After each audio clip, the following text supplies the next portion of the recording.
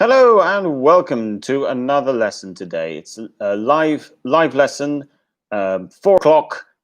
The sun is out, and today is L1 interference. What is it? I might change the thumbnail. I'm not too sure. I've put an Italian flag on for now because I know we have quite a few Italian students. Sandra says, "Good afternoon." Good afternoon, Sandra.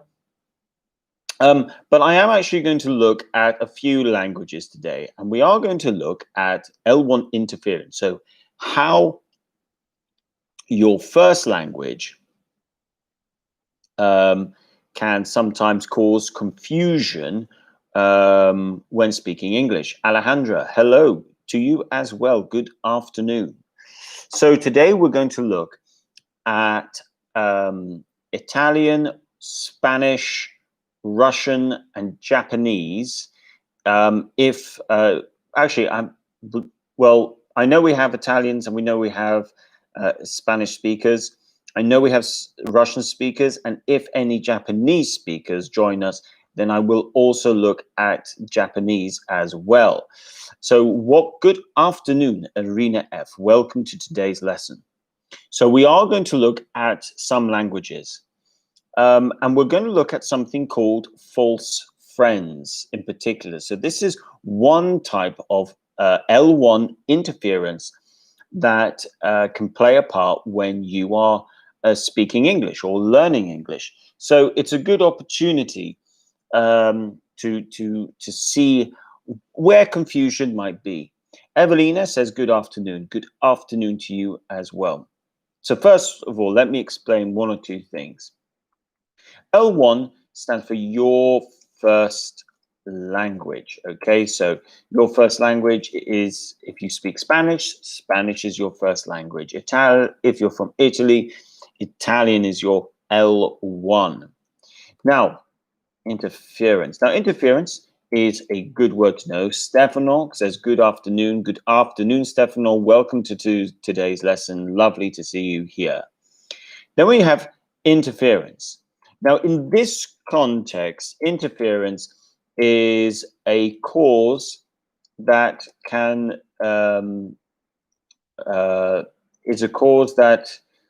leads to either mistakes or confusion. I think that would be a good definition in terms of what interference means in this context. So that's to answer the question. What is it? It's your first language interfering with English when you speak. So what we're going to look at is something called false friends. Now, false friends are words that in English are very similar to words in your own language. Maybe the pronunciation, maybe the spelling as well. There's a lot of similarities, and because you can see the similarity, you therefore think, "Oh, okay, it must be the same in English." And in some cases that's true, and other times no, not necessarily the case. So let's have a little look, and we'll see now, and we'll see what we can find. Now, I think the first one that we can look at is, I'm going to actually go with Italian here. Now, I really apologize. I'm going to go with one from each language first, and then we'll play around. So the first one I'm going to go with, it's Italian. Now, I apologize for my very, very bad pronunciation that's about to come out here. You have this word, educazione. Educazione. Okay. Now, from my understanding, educazione in Italian can mean the following. It can mean good manners or good upbringing. Okay, now manners is to do with how you behave, like the words you choose, how you behave at table when you're eating, your upbringing, so what of schooling and everything else. Is it a good school? Is it a good area? So on and so forth. Evelina says, my first language is Italian. Stefano says, I'm here just to apologize for not attending your fantastic lessons this week, as I'm quite busy at home with relatives and family friends coming in and out for summertime. You know, thank you very much, Stefano. You really don't need to apologize. But nonetheless, it's lovely to see you here today. So we have this educazione. Maybe I'm saying that right. But in English, this looks very similar to, and you can probably guess what I'm about to say, this looks very similar to education. Very similar to education. In fact, most of the spelling up to the A is actually the same. So you can be forgiven to think that educazione and education have the same meaning. But of course, they have a different meaning in this context, but they look very similar. Now, education is obviously to do with schools, universities, academics.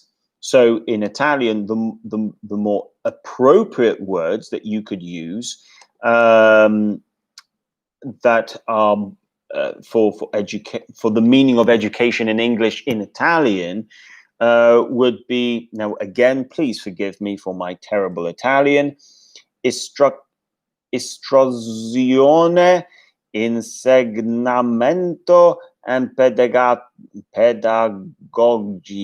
I'm sorry, I'm not even going to try and say it. I can't say it. My Italian pronunciation is terrible. But those words in the live chat would be a better translation for the word education. So that is one example of a false friend in Italian. Evelina says many words are similar. Yeah, yes, there certainly is going to be the case. So what about Spanish? So let's look at Spanish for one moment, because there's lots of oh my gosh, I have just seen one over here actually in front of me, and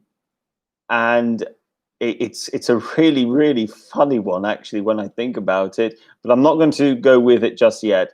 I might do that at the end because it's a little bit rude in terms of what it actually means. So we've got this one here. Let's go with this.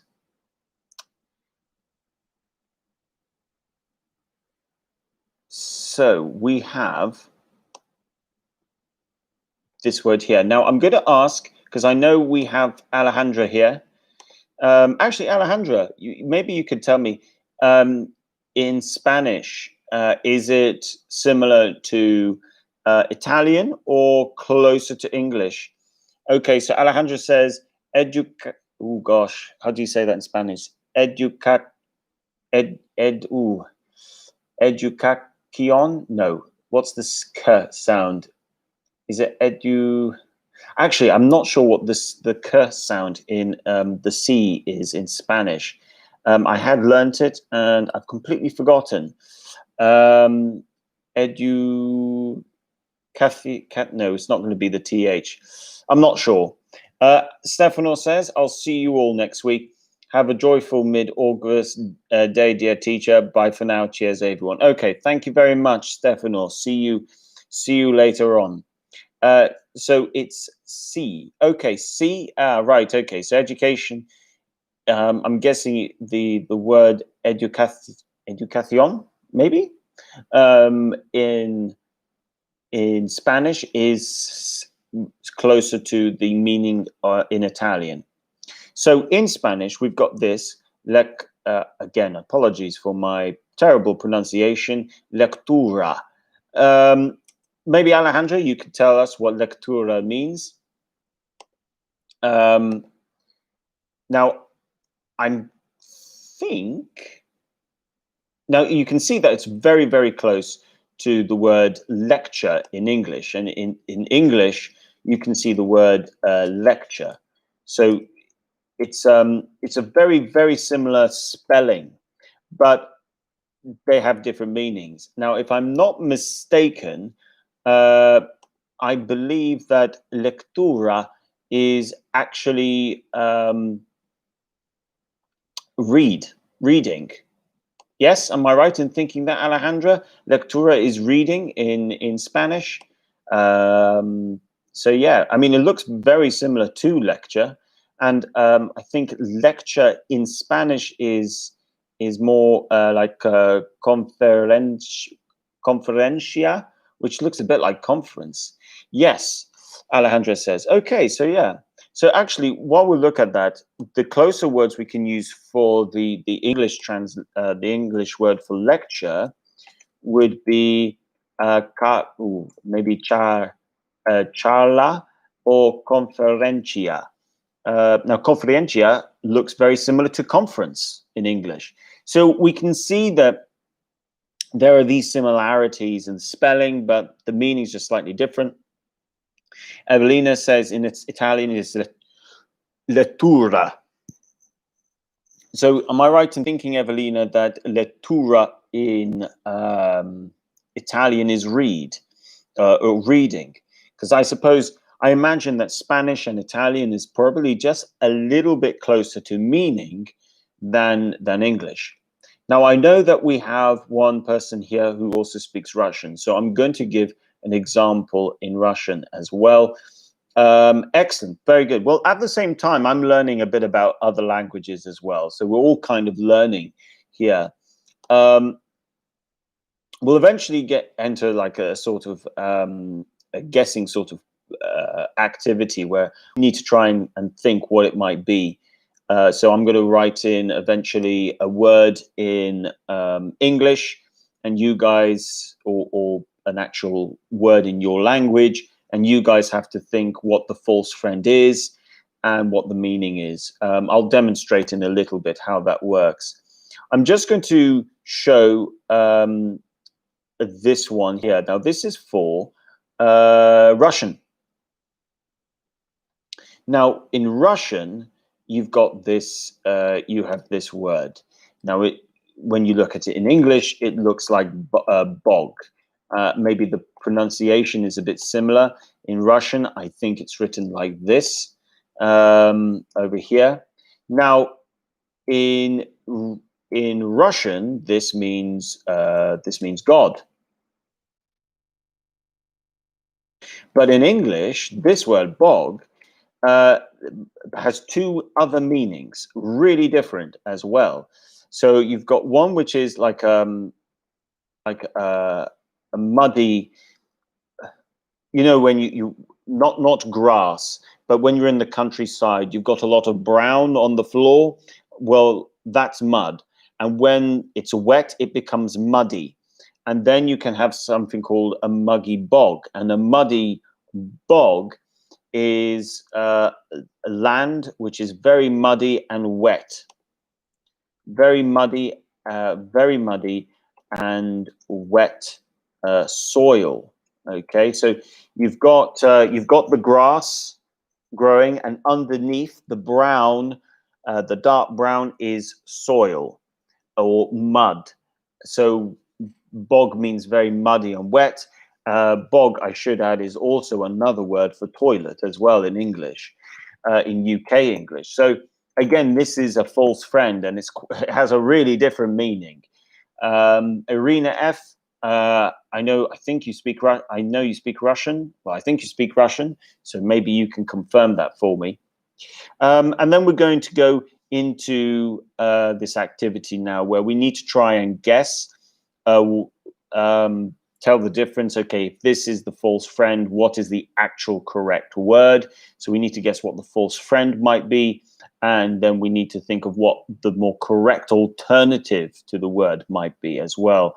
So here we're looking at trying to translate between your first language and English being your second language. Okay. So we've done the rounds. So I'm going to come back now to Italian. If I can find similar ones between Italian and Spanish and Russian, I will definitely try to do that. So let's start off with, okay, I'm going to start off with this, actually. in Italian. So the word in Italian is fattura. Okay, fatturia. What I would like you guys to do is first, one, what is the false friend? So in this case, the false friend would be factory, because when you look at fattura, you probably will think factory. And then two, so number two, you put in what is the correct translation.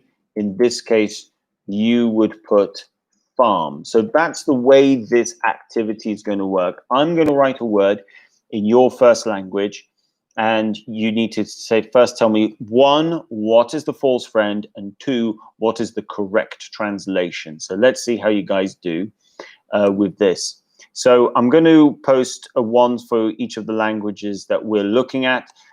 So the one for Italian, the first round for Italian will be this, magazzino.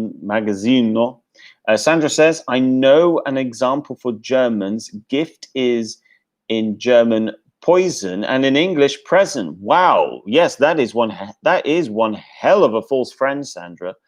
Do you speak German very well, Sandra? Let me know. Now for Spanish, what I'm going to do is, let's go with this word here. Ah, yes. Yes, that could be a little bit confusing, this one. Let's go with this one. So in Spanish, this is the one you have to go for. So Alejandra or any other Spanish speakers, your word that you need to try and translate for me is carta. And then in Russian, what I'm going to ask you guys to go for is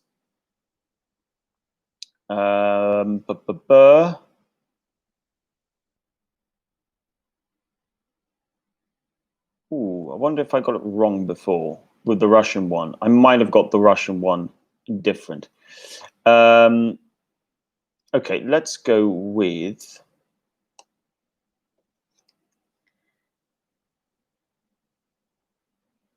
this. So this is the one for Russian, which looks a bit like cabinet. So Evelina says for number two, carta paper. Carta paper. So if I look at carta paper, magazzino. Actually, Evelina, can you explain to me your answer? Actually, so one and two. So I think two. What is the correct translation? Carta paper. If you can give me one or two examples. Oh, I see what you've done. Carta is paper. Oh, right. In Italian, carta is paper. All right. Okay. Alejandra says letter. And yeah, that's correct. Wow. Okay. So that's two false friends, actually. So if I've understood the chat correctly, carta in Italian is paper, but carta in Spanish is letter. Yet when you look at carta in English, you might think card, like credit card. But if I'm not mistaken, card, as in a credit card, in Spanish is tarjeta, I think, if I'm not mistaken. Tarjeta for credit card. You can let me know, Alejandra. So Evelina says farm is fattoria. Yes, that is correct. Fattoria. Okay. Let's continue going. Let's look at the next one for you guys. So Alejandra said yes. Tarjeta is card. Good. Well done, guys. Okay, let's move on. Let's look at the next one. Yeah, this one. Okay, I'm going to go with Spanish first this time. Again, I apologize for my my terrible pronunciation. You've got introducia, chia maybe the C is a ch. Introducia. What is first of all, what's the false friend in English, and then what is the actual correct translation in Spanish? Okay, and then we've got for Italy, we've got this one here. Now, this is something I know I would make a mistake. If I'm learning Italian, I would definitely get this one wrong. I would automatically go straight to the closest thing I can think of in English. So don't forget, guys. One, tell me what the false friend is in English. And two, what is the correct translation? Alejandra, yes, that is definitely correct. So introducia, yes, the false friend is introduce. That is correct. So let me know what the correct translation would be in English. Now that's the next thing. What is the correct translation in English for the word introduce? Oh gosh, I'm terrible at trying to pronounce other languages. That's why I'm not very good at learning languages. But let me know, what do you think the correct translation into English would be? Introducia. Introducia. As for the Italian, you've got morbido. So let me know what you think morbido is. What is the false friend? And what is the correct translation into English? Sandra says, with a question mark, guide. Sandra M, let me know actually, which, are you talking about more? I think you're talking about morbida, yes? Let me know, by the way, Sandra, am I right in thinking your first language is Italian, Sandra? Just let me know what your first language is.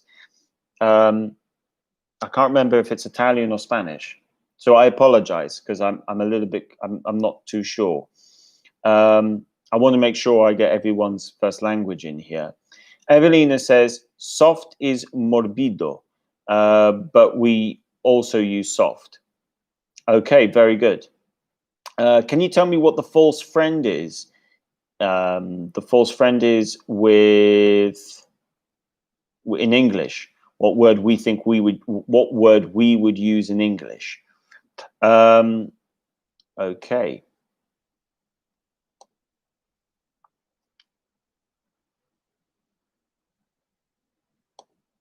Let's see what you guys come up with.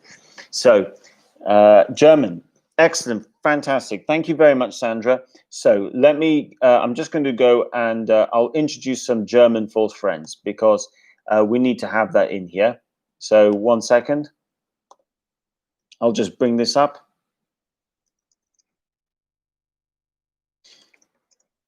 And there should be there are a lot of false friends actually between English and German because, of course, we took a lot of words from German.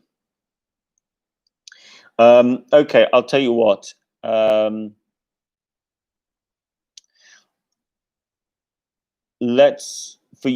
tell you what. The first one I'm going to go with for German. I'm going to go with. Oh wow, that is a strange one. I'm going to go with this one. That would be really confusing. Okay, so for the German one, I'm going to go with arm. You let me know what's the false friend and what is the correct translation. Wow, that is confusing.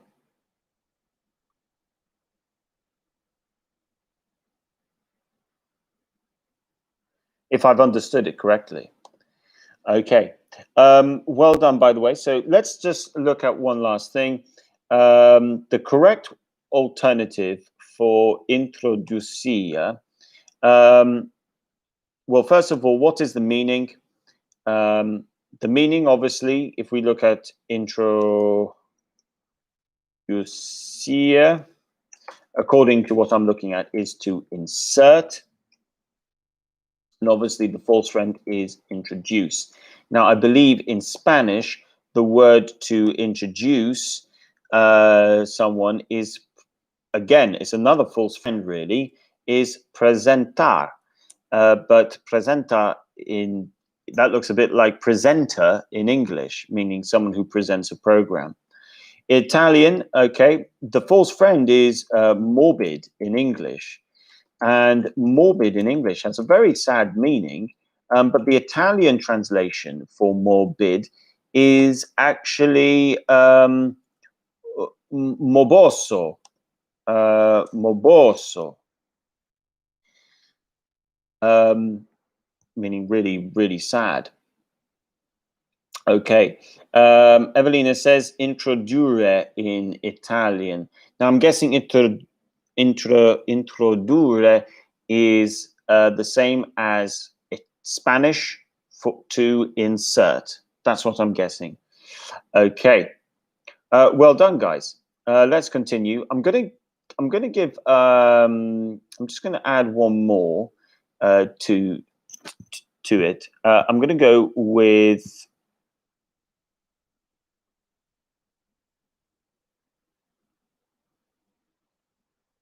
which one should I go with?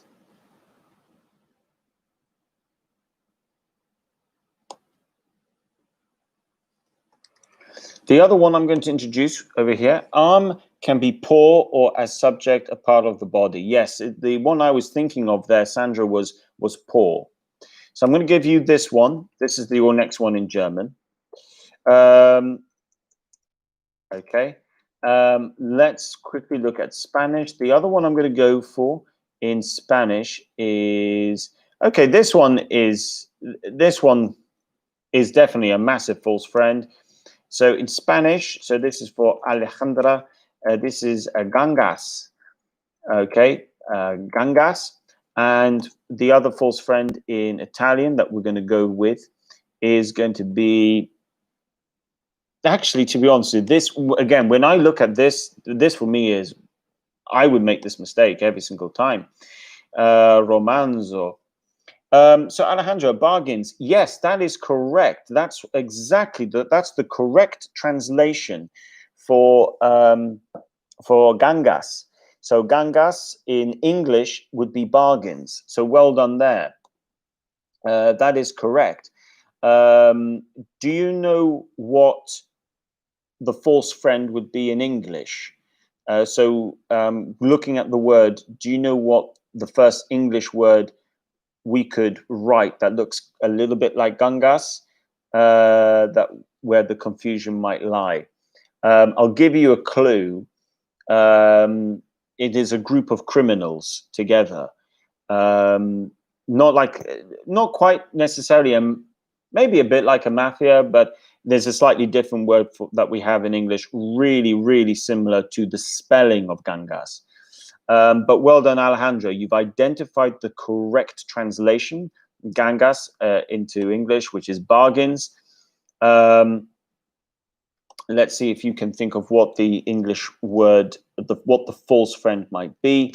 Evelina says that in Spanish, novel is so romanzo in Spanish.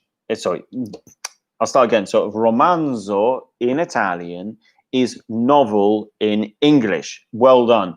Evelina, can you tell me what the false friend is in English? If we look at this word, what might people think automatically looking at romanzo? Okay. So well done, by the way, so far.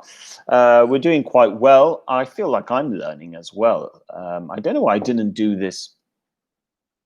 I think this is actually, this sort of content, could actually make generally quite a good lesson. You get to learn a lot about the differences between languages. So it's definitely quite interesting. I mean, there's so many, sometimes there's just so many similarities. I think that I think if I mean, I've tried to learn Spanish and I've tried to learn Italian, and I would quite like to actually learn one other language, but I know I would definitely I would probably struggle with false friends, because when you're thinking in your own language, it's easy to sort of get confused a little bit. Okay, good, well done. Well, Alejandra, to answer the question in English, what's the false friend? The false friend for Gangas, false friend. Oh, whoops. False friend for Gangas is gangs in English. Now, gangs in English, so gangs in Spanish would actually be pandillas. Ooh, double L, pandillas. Yes, maybe I'm correct in thinking, but double L in Spanish creates a Y sound. Pandillas. So Alejandro says amigos falsosos. Yeah, according to, this is what I'm looking at anyway. Pandillas. I think that's correct. Maybe I'm wrong, Alejandra. Maybe the translation's wrong. I can understand them. Yes, amigos falsos, false friends. That's correct. So yes, apparently gangs in English is pandillas in Spanish. Andra says allée is a bog long street in German. Yes. Okay. A long street. Yes, it kind of adds up. I mean, we've got a few ways that we would describe that. We would describe this as maybe I think the closest one would be like maybe it's kind of like an avenue. I mean, the false friend is alley. When you look at alley, the false friend. Oops. False friend in English is alley, which is alley, which is a narrow street. But to describe something, a big long street, yes, I think the word we would actually use in English to describe a big long street might be something like an avenue, possibly. Evelina says, I usually speak Italian with my friends, or Sicilian. I imagine, now I know that Sicilian Italian at times is just a little bit different to the rest of Italy. I've heard that there's a different dialect and some words that you wouldn't find in mainland Italy. Okay, regarding actually speaking of Italy, where do we get to? No, I think we looked at all that. So let's go again for another round. Let's go with, oh yeah, this is a good one. So the word, actually, this time I'm going to go, you know what? I'm going to go with the English word this time. No, I'm going to stick to what I'm doing. I don't want to change just yet. Okay, so this is the, I have a few friends who speak English, says Evelina. Hopefully that grows. Hopefully that number of friends grows, English-speaking friends grows. I mean, look, the great thing about being in a place like Malta to learn a language is that you meet people from different parts of the world who don't speak your first language. So you have to speak English. And that's, I mean, that's a really good way to learn a language, because then you're forced to speak the language. So this is the next one, delusione in Italian. When it comes to Spanish, we're going to go with this one here. Oh gosh, how do I say this one in Spanish? Okay, I would say realiza, but that can't be right. Realiza, realiza, realiza. Maybe it's Re. No, there's going to have to be a r. I can't roll my tongue. Maybe it's going to be like a realiza. No, I'm probably doing a terrible job. I apologize, Spanish speakers. I apologize, Alejandra. I know my Spanish is terrible. So Evelina says disappointment in English is the word for delusione in Italian. Excellent, very good. And of course, the false friend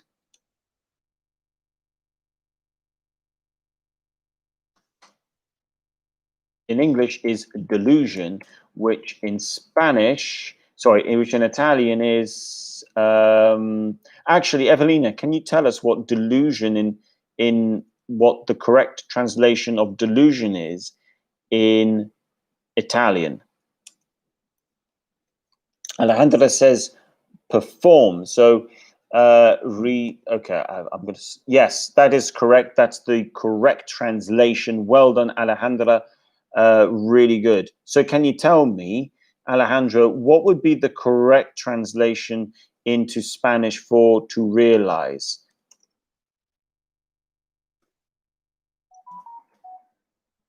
What's happened here? Oh yes. So what is the correct translation for the word to realize when you convert that into Spanish? And can you tell me what is the the false friend is obviously, when it comes to this delusione, is delusion in English. So let me know what is delusion in Spanish and what is to realize. So what is delusion in Italian and what is to realize in Spanish? Let's see if we can work that one out.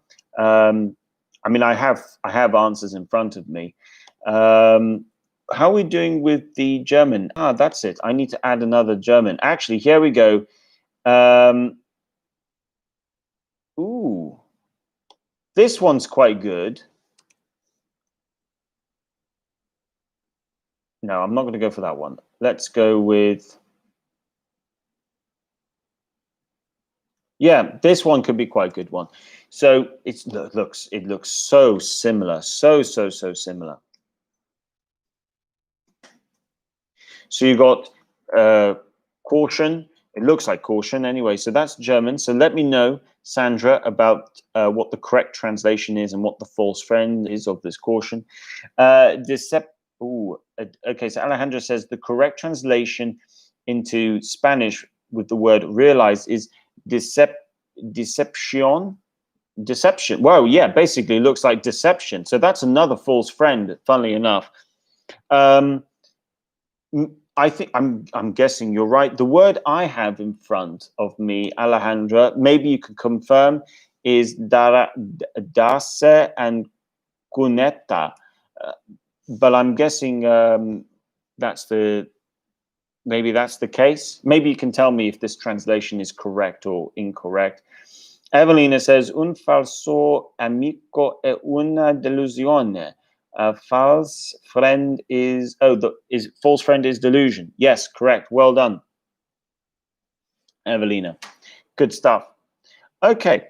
Yeah, I think this is very...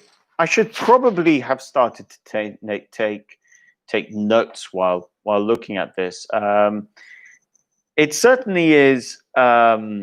It's interesting to see the similarities, yet how, although they look similar, they're not actually similar in terms of meaning. So well done. Sandra, let me know about caution.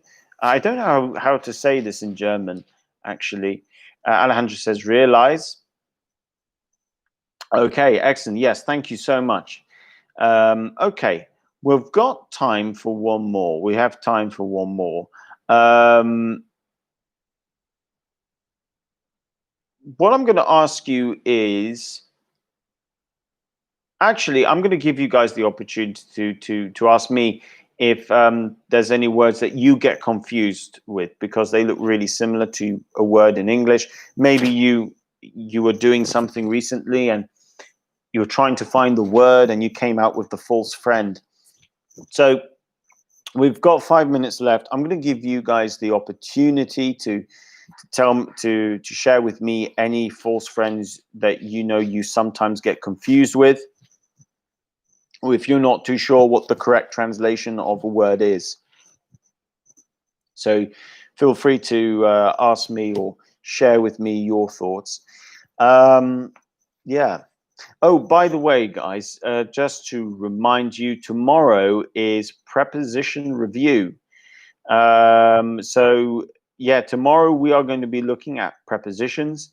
We're going to look at the review of prepositions, and we're going to look at prepositions in terms of prepositions of place, preposition of locations. Again, now we looked at that in the past, but we're going to do both. Preposition of time.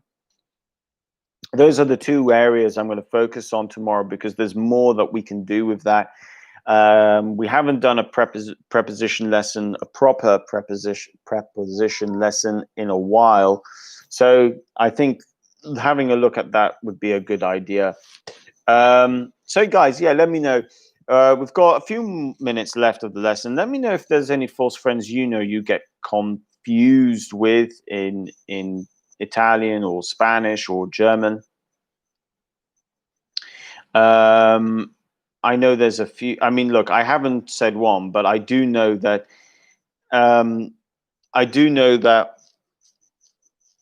there's one or two very funny ones that can end up being a little bit embarrassing. So I've got one here, for example. So for instance, you've got this in Spanish. Oh, so Evelina says, for me, the most beautiful language is English, more beautiful than Italian. Well, I've got to be honest, Evelina, when I hear Italian, I think Italian is beautiful. I think Italian, Spanish, French, they're the Latin languages, so they usually sound really nice. German, to be honest with you, I think when I hear German speak, sometimes I think the some of the words sound really similar to English. I can see why English people learning German might be quite easy in terms of learning new words, because looking at the words and sometimes the spelling, I think there are a lot of similarities with German. Sandra says, the verb sensible is confusing for me. Okay, so maybe let's have a look at this. Okay, so you've got the word sensible. Let's look at where the confusion might be for the word when it comes to the word sensible. Sensible. Okay, so the correct translation for sensible in German would be this. I have no idea how to say it. Vernünftig. In German, because there's a very similar spelling, or which is it looks almost identical. There's just a slight difference, but the correct translation is sensitive. So the word sensible in German is sensitive in English, and the word sensible in English is verunftig. Oh my gosh, I'm really sorry. I probably said that really badly. I'm going to finish off with one which is quite a funny one, which is, it's with Spanish as well. You've got estoy embrazada. Now you might think in English this means, when I saw this, I thought, oh, I'm embarrassed. I mean, that would be the false friend. So the false friend would be, I'm embarrassed. But it actually means, what did I write? That's not correct.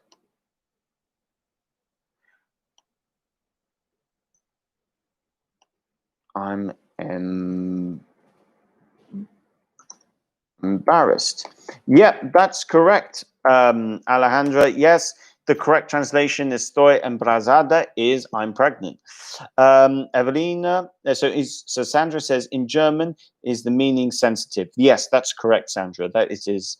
Evelina says Embrazata. Ooh, what is Embrazata? Now, Embrazata, I suppose, is embarrassed. Oh, I see. So it's similar to Evelina. Is it similar to Italian? So Embrazata would be pregnant in Italian, rather than embarrassed in or embarrassing in English. I'm guessing so. So you've got, wow, yeah. So it's really interesting to see this sort of thing. Embarrassed. Oh right. So in Italian, Embrazata is embarrassed in English. So that's not a false friend then. Excellent. Well, guys, thank you so much. Thank you very much for all your participation today. Massive thank you to Evelina, Alejandra, Sandra for participating. Thank you very much as well, Irina F, for your contribution at the beginning, and Stefano as well. Yes, to all of you who've participated in today's lesson, thank you so much. Really good stuff. Irina F says, yes, some Russian. So, spasibo means thank you, and do svidiania, which is goodbye. Thank you very much, Arena F, for that lovely contribution at the end as well. So make sure, guys, that you like the video, subscribe if you're new, share to those who are interested in learning English. As always, you can find out more about the lessons you guys can have in the link in the description, in the link that is in the description below. Thank you so much and have a wonderful afternoon, wonderful evening, and I will see you guys tomorrow. So yes, Evelina says, grazie, thank you. Bye, Richard. Ciao. You're welcome. Prego. Sandra says, thank you, Richard. Dakashan. Is that right? I think it's right. Dakashan. Alejandra, what is it? If it's grazie in Italian, it would be grazie. Oh, gracias. Oh, gracias. Oh, my Spanish. Gracias. That's it. And gracias, Alejandra. And spasibo, Irina F. Thank you very much, and thank you for putting up with my very, very bad language skills as well. So thank you, guys. See you all tomorrow for prepositions. Yes, thank you, Alejandra. Gracias. Thank you so much, and I will see you guys same time tomorrow. Have a great evening. Bye for now.